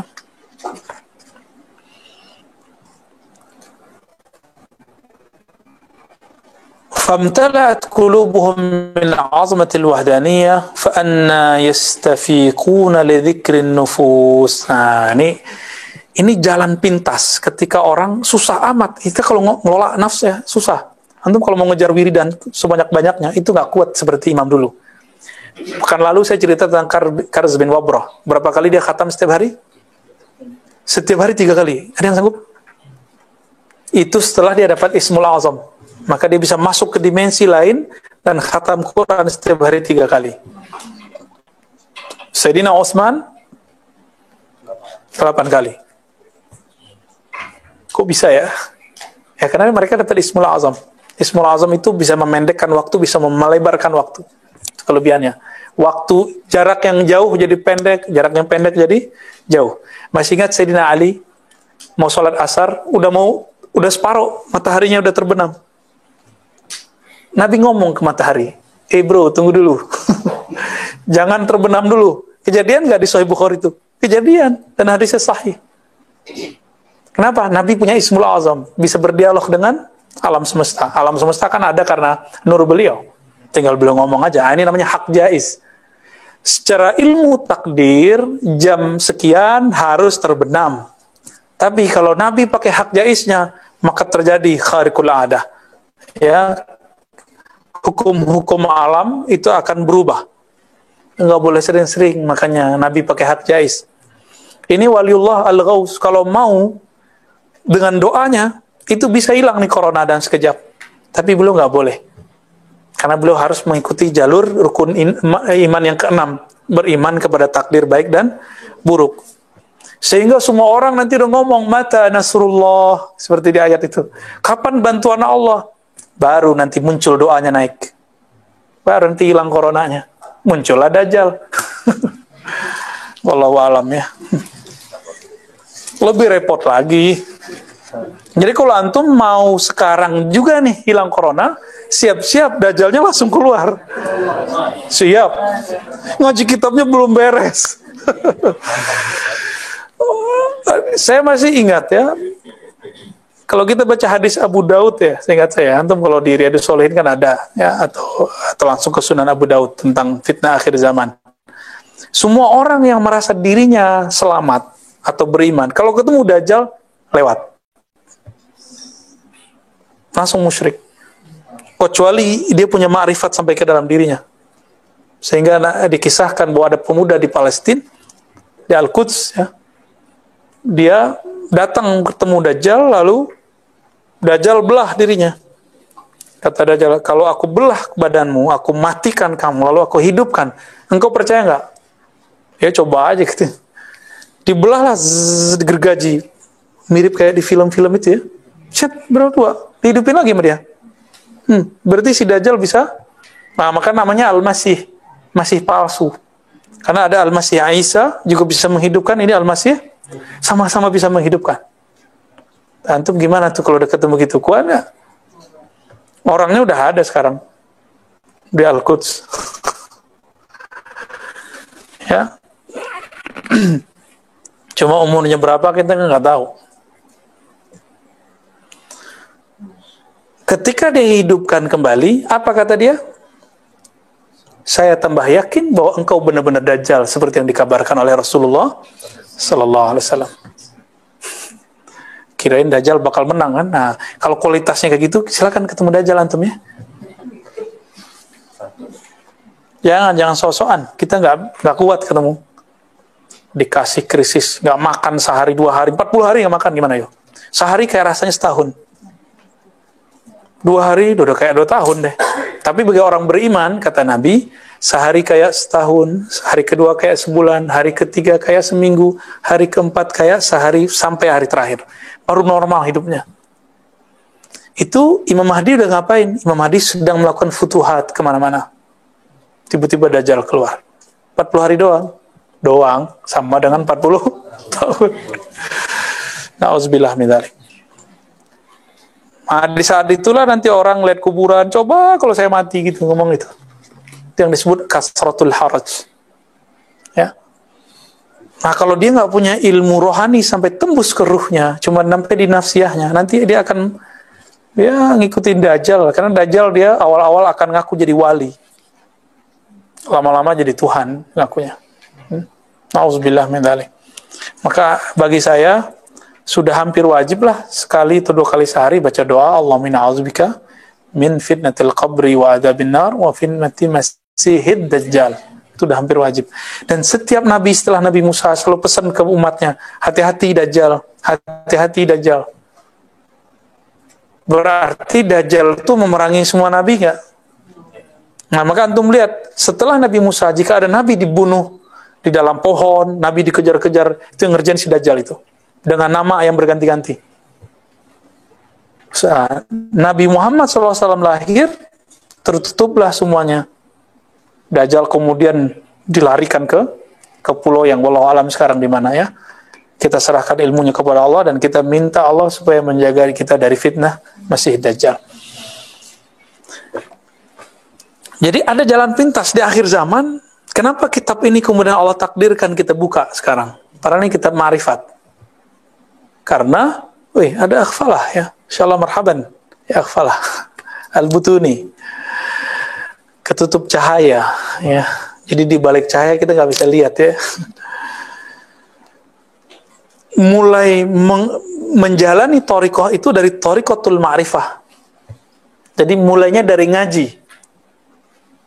Itu jalur pintasnya. Jangan mulai dari wirid. Kenapa saya cuma ngasih antum yang baru-baru datang ya Hayyu Qayyum, kan itu dikit. Cuma berapa? 40. Kalau yang lagi minat 200. Biar ngajinya lebih banyak daripada wiridnya. Ruh itu maunya cuma ma'rifat, ilmu. Sedangkan nafs, dia harus digembleng, dilawan terus. Maunya tidur, dilawan bangun. Maunya malas, lawannya zikir, gitu. Nggak kuat kita setiap hari berhadapan dengan ini. Maka kita balik, kalau dulu orang mulai dari bab Taurikoh, sekarang kita balik dari bab Ma'rifah. Gitu. Dan syariah selalu membersamai semua itu, jadi nggak boleh lepas. Dari katakan di sini, famtala'at qulubuhum min 'azamatil wahdaniyah. Lalu kalbu mereka dipenuhi oleh keagungan ma'rifat keesaan Allah. Sehingga fa'anna yastafiquna li dzikrin nufus. Maka bagaimana mungkin mereka akan menoleh ke nafs? Ini nggak mungkin mereka menoleh ke sisi nafsiyah. Kenapa? Karena sudah asyik dengan keagungan ma'rifatullah. Orang kalau sudah dapat berlian, mutiara, sama batu-batu biasa gimana? Paling dia senyum-senyum aja ngeliatnya. Dikasih hadiah sama orang, nih, saya kasih nih 1 dus. Isinya apa? Berlian. Antum masih minat nggak sama orang yang jual-jual batu-batu di luar? Udah nggak? Mirip-mirip begitulah. Maka ma'rifat ini diberi. Zahirnya kita belajar. Zahir belajar begini. Nah, batinnya Allah nanti yang ngasih antum. Insyaallah. فَإِذَا أَمَاتَهُمُ اللَّهُ تَعَالَى فَهُمْ لَا يَلْتَفِتُونَ إِلَى طَلَبِ فَائِدَةٍ أَوْ عِلْمٍ أَوْ حِكْمَةٍ. Kalau Allah telah matikan jiwa, nonaktifkan jiwa mereka itu, mereka tidak pernah menoleh kepada benefit. Faedah kan benefit, pahala. Aw ilmin, aw hikmatin, ya. Nambah wawasan yang sifatnya ilmu al-aradiyin tadi, ataupun hikmah. Hatta yakuna huwa alladhi yufiduhum wa yadulluhum. Sampai Allah lah langsung yang memberi mereka laduni. Nah, jadi emang orang kalau sudah masuk di sini, ini kadang-kadang malas ngaji kitab. Kecuali kitabnya yang berkaitan dengan itu. Tapi ada juga yang setan yang masuk, nggak usah ngaji, ilmumu lebih tinggi. Nah, jadi kalau ada lebih tinggi, itu nggak benar. Setiap kali ada bunyi lebih tinggi, kamu lebih pintar, berarti itu iblis yang ngomong, setan. Jadi ma'rifatnya bukan ma'rifat ilahi, ma'rifatnya syaitani. Tapi misalnya, saya kok kurang minat ya ngaji fikih perdebatan. Bukan berarti saya tidak meremehkan, saya nggak ngerti itu, tapi kok kurang minat ya. Berarti antum makanan rohaninya udah berat tuh. Senangnya mah ngaji yang begini, misalnya gitu. Coba aja ntar. Ya. Nah, maka kita kalau ngaji fikih harus dimulai dengan rohani, ditutup dengan kerohanian. Nah, saran saya bagi yang mampu baca kitab, baca itu Al-Mizan Al-Kubra, ya, karya siapa? Imam Sya'rani. Atau jilid pertama dan kedua dari Al-Futuhat Al-Makkiyah, kalau yang cetakan Darul Kutub, atau jilid pertama dari yang Darul Fikr.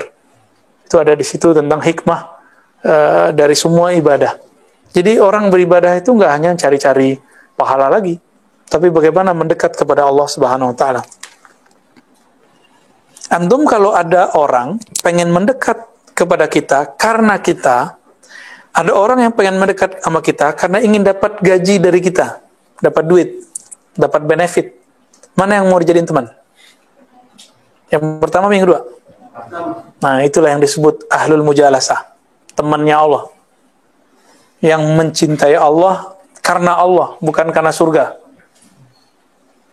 Karena yang punya surga suruh rindu ke surga, kita rindu surga. Kira-kira begitu, ya. Wala yaltamisuna riyasatan wala mailal khalq ila ma ja'u bihi hatta la yasira al-iltifat hijaban lahum an khaliqihim. Mereka ini yang arsiyun tadi tidak pernah terobsesi mencari riasah. Riasah sama kepemimpinan. Ini jangan dibayangkan jadi gubernur, jadi mursyid, nggak kebayang sama mereka. Ya, apalagi merebut kemursidan ya. Kan sekarang lagi ada kudeta kemursidan nih kan. Banyak hari ini nih. Udah, di majelis kita nggak ada kita ngomong begitu. Nggak ada kita ngomong begitu. Yang berhak ya, ayo, yang enggak, ya sudah, itu hak dari Allah. Jadi nggak ada. Dan nggak ada urusannya tua muda jadi mursyid. Mau ada bisa muda, bisa tua. Kan itu hak dari Allah. Oh, dia sudah sekian tahun, pasti dia mursyid. Belum tentu. Ya. Oh, dia masih baru, belum tentu dia mursyid. Belum tentu juga. Ini kan punya Allah Subhanahu wa ta'ala. Ya. Riyasah ini juga bisa dapat diartikan ya posisi di kalangan makhluk. Misalnya dianggap kiai, dianggap ustadz. Nah, ini hati-hati nih. Wala mailal khalq. Nah, ini sekarang kan dulu kan nggak ada YouTube, nggak ada Facebook, nggak ada Twitter, nggak ada IG. Mailal khalq, cenderung ke makhluk, suka di like, sedih kalau dikritik, sedih kalau di unlike. Hati-hati tuh antum kalau masih begitu, stop dulu main Facebooknya sampai hatinya oke, baru main lagi. Stop dulu, jangan pasang status sampai kemudian kolbunya stabil, baru pasang status. Berarti sebelum pasang status apa yang kita lakukan? Ta'awuz dulu. Ta'awuz itu paling cepat. Aku berlindung kepada Allah dari setan yang dirajam. Itu paling efektif dah. Udah zikir baru klik. Jadi nanti kalau ada yang komen nggak enak, ya biasa aja. Allah yahdi, ya kayak kemarin ya, yang sering nyampe ke Buya Zulfikar itu kan disampaikan gitu. Semoga Allah memberi hidayahmu. Ya kita aminin aja ya. Wala hatta la yasir al-iltifat hijaban lahum an khaliqihim, sehingga mereka enggak tertarik sama sekali berpaling dari selain Allah Subhanahu wa taala. Wa ba'da hadhil asya bushiru bi fawzil aqibah. Setelah mereka istiqomah di sini, baru mereka dikabarin fawzil aqibah. Ujungnya gimana? Jadi belum tentu orang yang kasyaf hari ini dia selamat. Terus gimana? Yang selamat wa ba'da hazil asya. Di sini ada kalimat istiqomahnya sebenarnya. Ada makna di situ. Setelah mereka istiqomah, tidak berpaling kolbunya kepada selain Allah, baru mereka diberikan kabar gembira di akhirnya nanti mereka akan dijadikan apa, makomnya bagaimana ya. Antum tahu Ibnu Sayyad di zaman Nabi atau Ibnu Sayyid bisa ngelihat aras. Tapi Nabi menyebutnya Dajjal. Bayangan Dajjal. Kira-kira begitu. Jadi bayangan Dajjal sudah ada yang datang ke Nabi Ibnu Sayyad. Musailamah al-Kazzab itu kasyaf loh, tapi kasyaf setan. Maka dia dapat ayat kan? Itulah ayat-ayat setan pertama yang ada. Sampai kemudian ada ayat setan bukunya ya. Falau lam yakun fi qulubil awliya illa husnul dhann bi ata'illah lakana tahqiqa dhalika al-khabar ala qulubihim. Fa kaifa bil firasati wal ilham wal haqq wal hikmah wa ruhil jalal wa ajabi matuyya fi qulubihim. Kalau bukanlah ada di kolbu para wali itu husnuzan. Nah, ini husnuzan ini kan keyakinan yang kuat. Jadi apa itu husnuzan? Al-yaqin al-qawi. Keyakinan yang kuat itulah husnuzan. Terhadap pemberian Allah, tentulah ya, lakana tahqiqu dzalika al-khabar ala qulubihim ya. Fa kaifa bil. Jadi karena husnuzan itulah mereka dapat mengetahui ini benar atau tidak benar ya. Jika demikian, maka kalau mereka punya firasat, ilham, dapat bisikan ya, al-hikmah, ruhul jalal, itu gimana? Itu pasti benar. Nah, itulah matuyatun fi qulubihim. Itu terkumpul semua dalam kalbu mereka. Nah, inilah yang disebut kitab. Jadi ilmu-ilmu yang ada dalam kalbu mereka itu disebut dengan kitab ya, yang ini kita baca kemarin. Ma huwal kitab? Apa kata beliau? Kitab itu adalah Kitab Rabbil Alamin fi qulubi khassati. Itu kitab Allah yang ada di kalbu kekasih-kekasihnya. Kekasihnya bisa nabi, bisa wali. Jadi setiap nabi itu punya kitab di kalbunya. Di luar kitab yang diturunkan Jibril. Itu kitab tasyri', yang ini kitab apa? Kitab ma'rifat. Dengan itulah Nabi berkalam menjadi hadis. jadi ilmu tauhid. Ya. Kalau ada pada wali, walinya mewarisi Nabi siapa? Nah, nanti itu yang diwarisi di kolbunya. Kitab apa yang diwarisi di kolbunya? Yang paling sempurna siapa? Rasulullah. Maka pewaris Nabi yaitu Imam Al-Mahdi, di kolbunya ada semua ilmu yang minal awalin ilal akhirin. Ada di kolbunya. Dan itu jumlahnya sejumlah para nabi. Jumlah Rasul. Kam adaduhum? 313 kitab. Wallahu ta'ala alam, ya.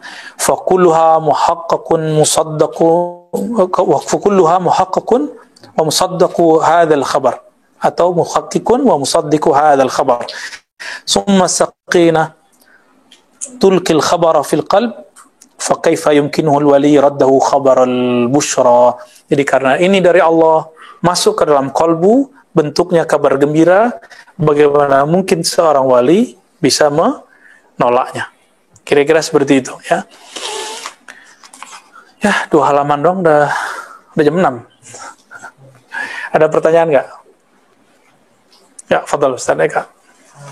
Terkait dengan tadi bahwa seorang itu bisa saja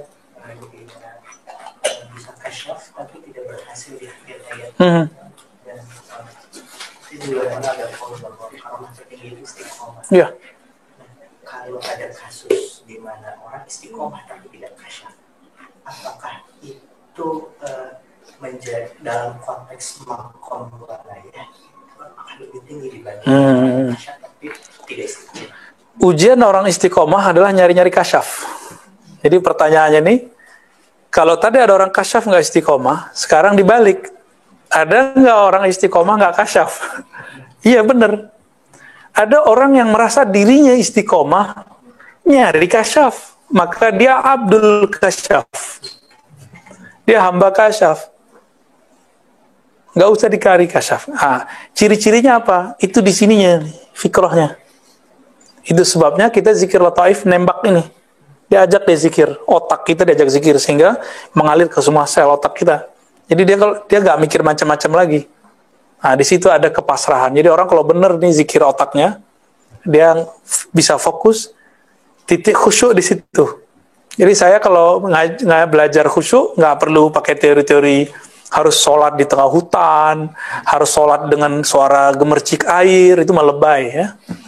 Ya, norak. Kata teman saya itu norak. Ya, kita nggak bilang norak lah ya. Tapi itu terlalu biasa. Itu khusyuk apa itu yang begitu? Berarti khusyuknya dari X dong, faktor X. Emang kalau nggak ada gemercik air antum nggak khusyuk? Ya, kalau nggak malam hari nggak khusyuk. Kalau nggak ada suara-suara jangkrik nggak khusyuk. Ya, khusyuk bukan dari situ kan? Walaupun hadisnya lemah, tapi kan Nabi mengatakan kalau orang ini yang lagi main-main jenggot itu khusyuk, kolbunya tentu khusyuk fisiknya. Berarti khusyuk dari mana? Dari kolbu. Nah, jadi bagaimana dengan orang yang istiqomah tapi tidak kasyaf? Kita ambil kalam Ibnu Athaillah Sakandari. La taturki dzikra. Ingat itu kalimat? Jangan kamu tinggalkan zikir karena kamu tidak merasa hadir. Kolbunya nggak connect. Udah zikir aja terus. Kenapa? Siapa tahu nanti kalau kamu istiqomah, kamu lupa dengan kasyaf. Maka Allah angkat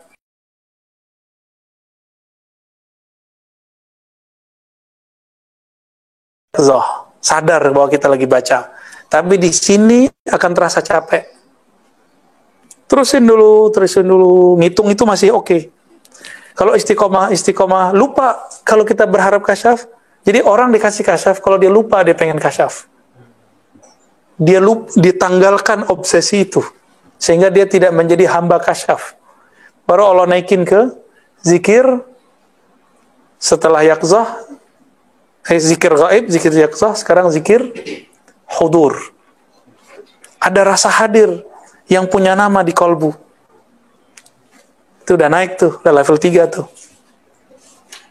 Nah, yang terakhir fana.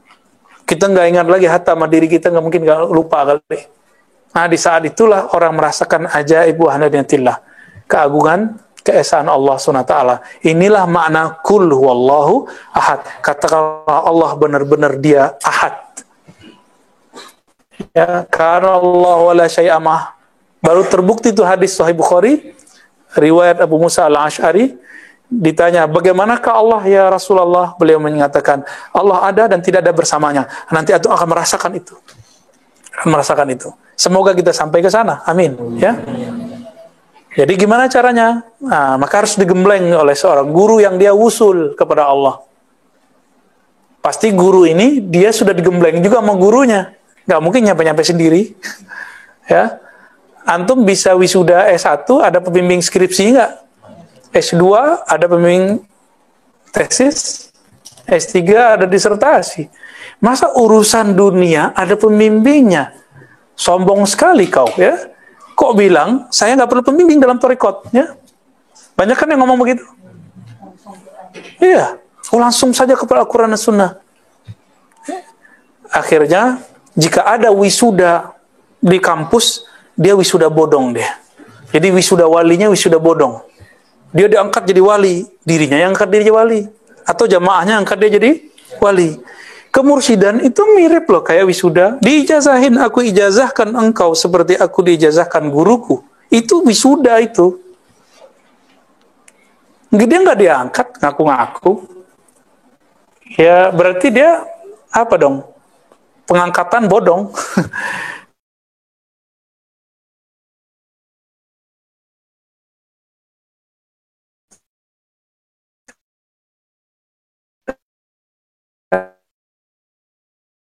Di belakang sini ya, wisuda bodong kan kemarin beberapa tahun yang lalu ada sampai ke sana. Jadi wajib punya guru.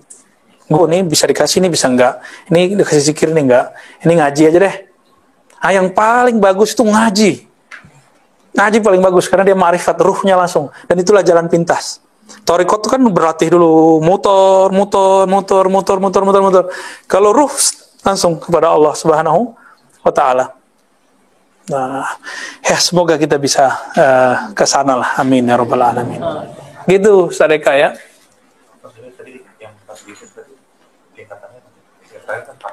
Pertama zikir tapi ghaflah. Yang kedua zikir lalu sadar saya baca apa. Yang ketiga zikir dan hudur, rasa yang disebut itu Allah terasa dalam diri kita. Bukan berarti Allah masuk ke dalam diri, bukan. Ya, terasa Allah memandang. Allah bisa dipandang nggak? Hah? La tudrikuhul absar, tidak dicapai oleh pandangan. Tapi Nabi ngomong, anta abudallah ka'annaka tarah. Engkau ibadah seakan melihatnya. Lalu di hari kiamat Nabi mengatakan, satarawna rabbakum, kamu akan memandang Rabbmu. Ini pandang apa ini? Maka kita memandang karena kita diizinkan memandang. Jadi kita diberi pandangan. Bukan kita yang ngelihat. Kita dipinjemin matanya, digantilah basor kita menjadi basornya. Maka dia melihat dirinya, bukan kita yang melihat dia. Ya, Allahumma sholli ala sayyidina. Dalilnya apa? Dalilnya hadis Imam Bukhari itu. Kuntu sama'ahu alladhi yasma'u bi. Yang mendengar itu sudah samaku. Yang yubsir itu sudah basorku. Yang melihat itu sudah penglihatanku.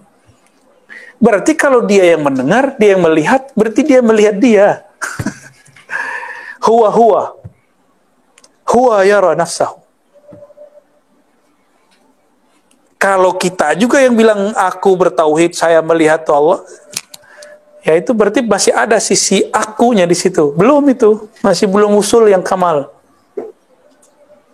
Itu sebabnya ketika para ulama dulu itu nggak tahan asik masuknya di alam ini, yang disebut ahud, yang paling ujung itu. Disitulah berkalam Abu Yazid Subhani. Karena nggak ada lagi Abu Yazid. Maksudnya aku. Jadi lidahnya Abu Yazid dipinjam oleh Allah. Karena dia berkalam bukan dengan kalamnya lagi, tapi dengan kalam Allah. Itu maknanya. Maka antum mau kafirkan Abu Yazid nggak? Justru Abu Yazid kalau di tahapan ini ngomong subhanak, dia jadi musyrik. Dua, ada aku dan engkau. Di tahapan itu loh ya. Ketika Abu Yazid kembali menjadi manusia normal, dia nggak boleh ngomong subhani, maksudnya aku. Dia kembali ngomong subhanallah. Gitu ya. Nah, ini sebenarnya makna asli dari kalam-kalam sufi itu yang disalahfahami oleh para haqidin atau jahilin, ya. Orang yang iri ataupun yang tidak mengerti hakikat mereka. Itu ahud tadi. Syekh Siti Jenar sama persis. Hallaj begitu juga. Karena Ghazali mengatakan, seandainya aku qadhinya, aku akan bebaskan mereka, bebaskan Hallaj. Tapi kan beliau hidupnya belakangan, ya kan? Al-Hallaj wafat dan dipancung tahun 309. Sedangkan Imam Ghazali wafat tahun 505. Jadi nggak ketemu. Jadi mundu zaman ini yang saya ulang-ulang teman-teman, sufi mazlum, sufi itu dari dulu dizolimi. Terus antum mau diem?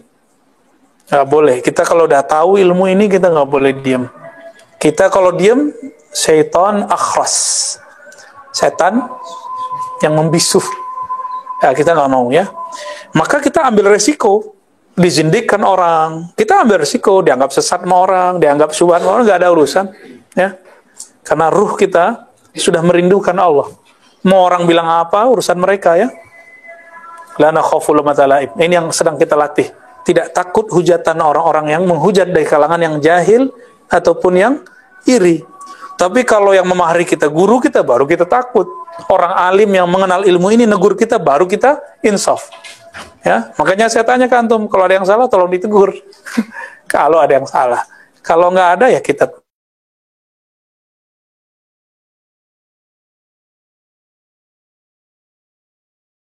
bersama-sama. Taib. Dari mana nih? Dari alam malakut. Ya, alam. Pertanyaan semuanya apa dipilih aja? Dipilih yang relevan aja. Bismillah. Ya, Assalamualaikum. Maaf Bu ya, ingin bertanya, dalil ayah Nabi Yakub apakah bisa kita teruskan ke pemahaman bahwa yang dipanggil ayah oleh Nabi Ibrahim dan dalam Al-Quran sebenarnya adalah pamannya, karena keyakinan kita bahwa nasab Rasul dan mungkin dari orang-orang musyrik. Betul. Ya, ini pertanyaan berkualitas nih ya, berarti ngaji akidahnya benar ini. Dalam tafsir, ketika Sayyidina Ibrahim mengatakan Azar, ada kan? Azar ini dalam bahasa Arab ini sulit dikatakan aslinya, artinya. Dan ditambah dengan benturan fakta sejarah bahwa ayahanda Sayyidina Ibrahim namanya bukan Azar. Siapa nama ayah beliau? Taruh. Dan itu hampir sama dengan berita yang kita dapatkan dari para pengkaji Bible. Ya, ke Bible kan Israiliyat berarti ya. Nabi mengatakan hadis wan Bani Israel fala tusaddiquhum wa la tukadzihum. Kamu boleh cerita tentang Bani Israel, tapi jangan langsung terima, jangan langsung tolak. Yang gitu. Pas kita kajiannya sekarang kan udah jadi kajian sejarah. Udah jadi kajian sejarah. Siapa Azar ini? Oh, berarti Azar ini mungkin gelar. Nah, di dalam tafsir Ahlus Sunnah, karena menjaga kaidah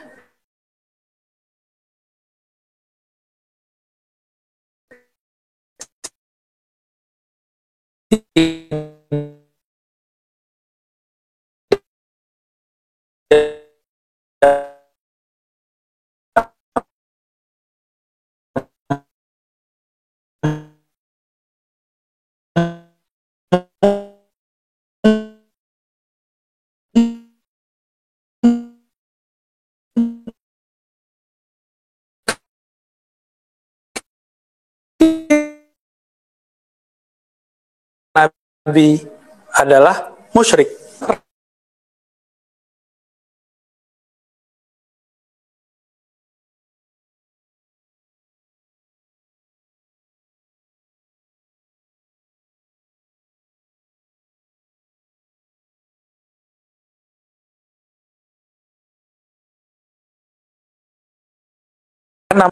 Gitu ya, Dok. Apalagi loading.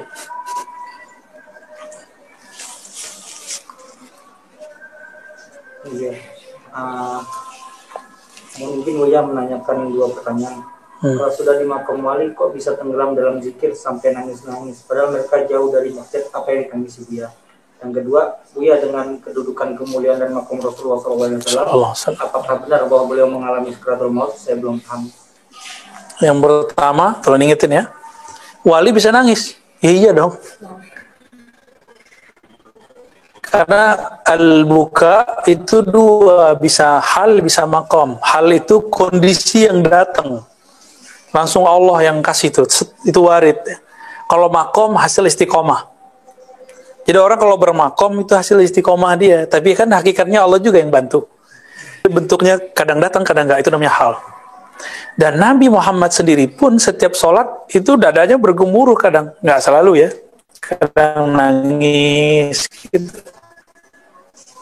Kita kalau kita perturutkan itu kan jadi repot. Nabi kan nggak bisa diakses oleh setan. Kita kalau nangis, setan bisa masuk. Tangis, aduh, hatimu lembut ya. Kelihatan lama orang. Usap dong matanya dikit biar kelihatan kalau kamu nangis. Itu setan ngomong begitu. Nah, kalau antum nggak punya ilmu zikir, nggak ketahuan tuh. Malah kemudian kita ikutin. Kita kira itu ilham, padahal itu bukan ilham. Ini yang sering saya sebut berulang-ulang, bahwa nangis itu lebih dari 9 macam. Semuanya ria wa sum'ah, kecuali satu. Tangis karena Allah.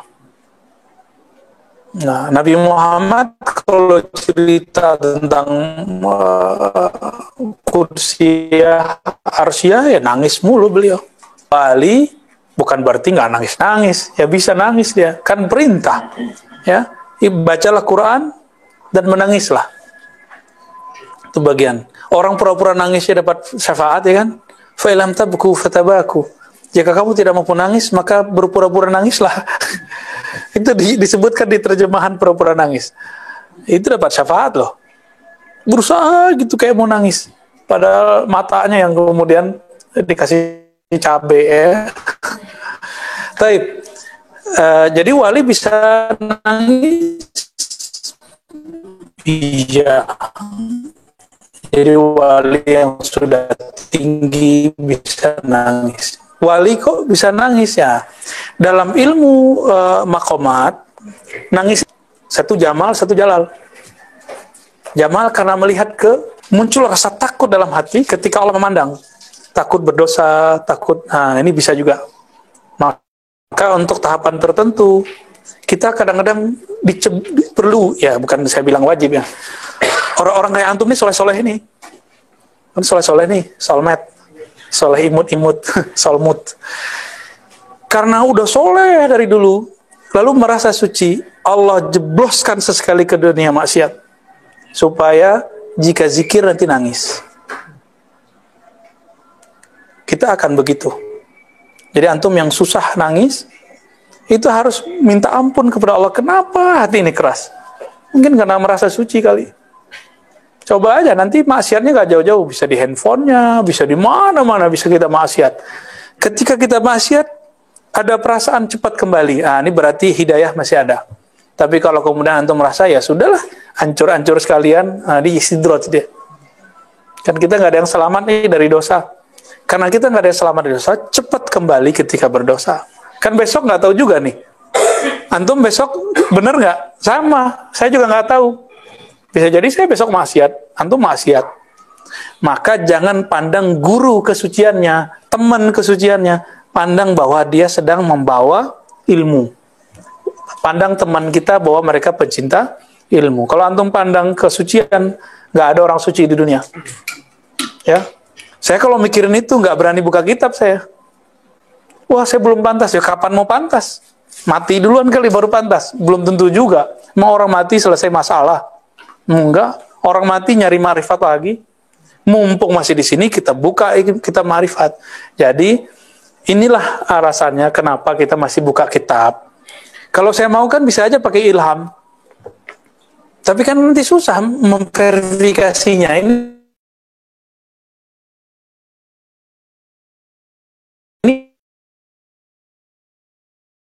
syaitan ini was-was syaitan. Bukan sosokan, justru ini bentuk cara menghantam kesombongan.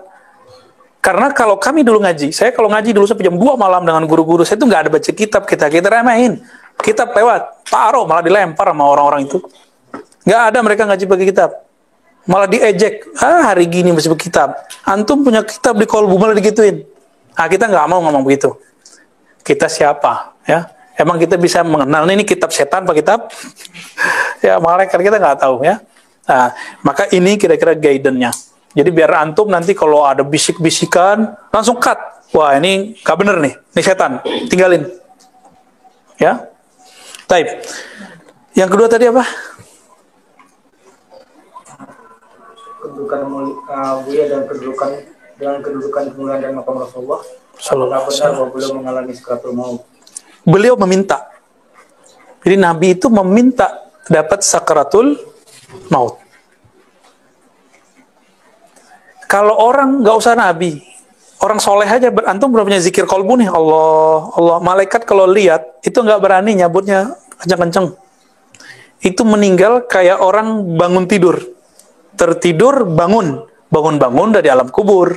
Itu aja bedanya. Nyari handphone nggak ketemu. Ya.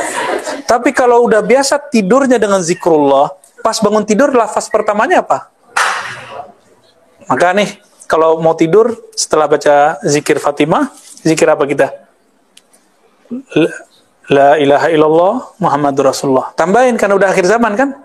Siapa tahu kita dapat masanya Al-Mahdi Khalifatullah, itu tambahan. Ya bukan tambahan syahadat loh ya.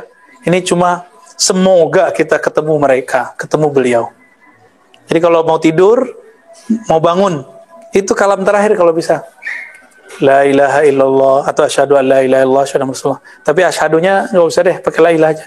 La ilaha illallah Muhammadur Rasulullah Al-Mahdi Khalifatullah Bismikallahumma ahya wa amut. Tidur deh kita. Ya, setelah zikir-zikir tadi. Nanti antum bangun pasti kalam itu yang pertama keluar. Syahadat pertama itu keluar. Nah, seandainya kita pas bangun udah di alam barzakh, kaget malaikat maut, malaikat mungkar nakir. Duh, ini temannya Imam Mahdi nih, siapa tahu ya kan? Mas Mahdi ya. Terjawab nggak? Belum. Ya, jadi Nabi meminta dapat sakratul maut. Akhirnya beliau tahu.